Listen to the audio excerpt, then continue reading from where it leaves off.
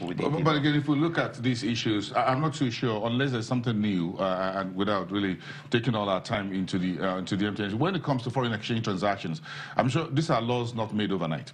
We all know that. Those FX laws are not made overnight. Exactly. They are not laws that you wake up and you go to a restaurant and just say, this is what you have on the menu. So it's always there. So if you work in the market, if you invest in the market, you know what the rules are. Yes. And you know what, most likely you know what the penalties also are. Exactly. So it's very clear. So it's been there a year, 2 years, so you have an idea. So if you want to operate as a foreign investor within any market, you know what the rules are. If there's one single exchange rate, you know there's a single window. If there are 4, if there are 5, you know. So you play within the space. Right. That's what the foreign investors look for. But again, going back to the issue of the externalities that we face here, do you think we're under pressure right now? For example, if we switch to the discussion around Eurobond, do you think this is still a good time for us if you look at the strength of the dollar, all the rhetoric from Washington about global trade, and the QE that the European Central Bank is also slowing down in terms of its own asset buying program? Do you think all of this would make it impossible for us to access that market? $2.8 billion on our calendar for this year. Do you think we're still good to go? No, I think it's not impossible for us to access the market. It's just going to be more expensive compared to previous issues. The appetite of this administration is not to borrow high. Yes, but when you also consider, even you consider it to domestic rates, you see what's been going on within, rates have been on the increase within domestic rates. So when you now compare the cost of borrowing within domestically and you compare it to when you go abroad. So those are some of those things that they would also consider. So when they see the cost of borrowing, raising foreign loans, even if it's coming at 2-3% premium. But in terms of the timing, because of the political risk that is being amplified, that will come at a more significant country risk premium that will be considered if they actually want to. So if we approach the market as we originally planned in September, we haven't heard anything yet from the debt office whether this will still go on. Again, you need a few approvals. The legislatures are still on holiday. They're not yet back fully until September 25. I mean, the recess at the National Assembly. So if the DMO is still going on, you think there's a political risk that is higher, dollar is much stronger than, than last year, and rates are also high, globally speaking. So that puts us in the tight corner, isn't it? Yeah, I don't see that, just based on my own view, I don't see the government DMO coming up with that still this month. We're already in September, and like you said, the National Assembly are still on recess, and there are a lot of processes that have to be involved. They need to also go for the roadshow to also sensitize the market and also get a feeling of what rates they would like to come in. So something like a book building would also be done. So I don't see September may not be very visible, but we may still be looking at how things play out before the end of the year if the policy doesn't get more heated, such that in terms of the cost of raising the fund, foreign loans may be more expensive. Then I feel they may, the government may decide to wait till after election and consider maybe just staying with its local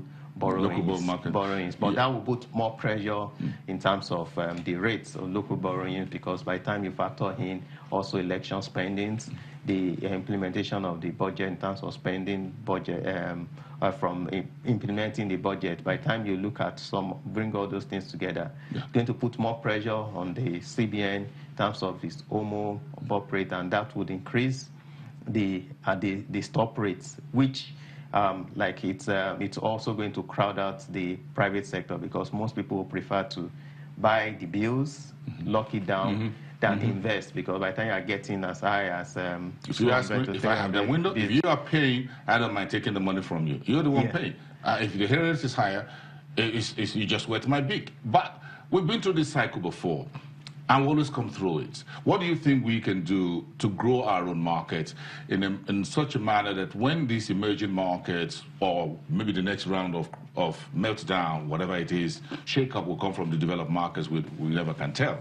Or it's going to be from the frontier markets as well. What can we do to grow this market beyond all the time depending on FPIs to be the big boys in this space? Yeah, I think the first thing that would just continue to do is investor education, because investors need to understand the cycle of how the market works. Also, need to understand that it's meant for long-term investments and not short-term like money market instruments.